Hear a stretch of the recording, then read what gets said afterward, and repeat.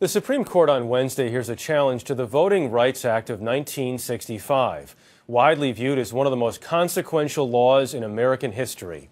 Its detractors say the Voting Rights Act is out of date. Its defenders consider it a needed bulwark for justice.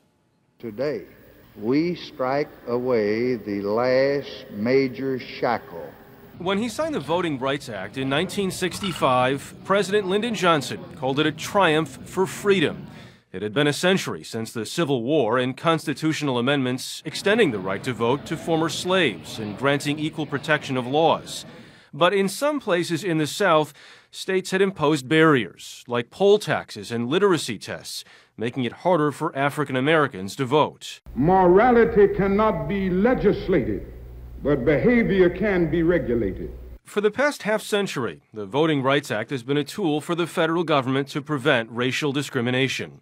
Now, the Supreme Court is reviewing Section 5 of the Act, which requires all or part of 16 states to obtain Justice Department approval before changing voting laws or maps.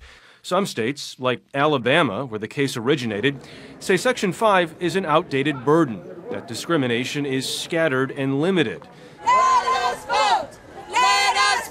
But the Act's defenders say it's as relevant as ever. They cite recent state laws limiting early voting or requiring voters to get government-issued photo IDs.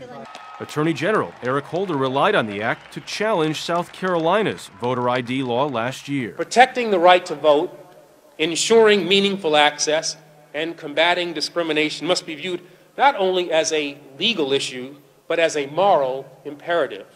In 1965, President Johnson said he hoped the act would guarantee the right to vote unrestrained in every precinct in the country.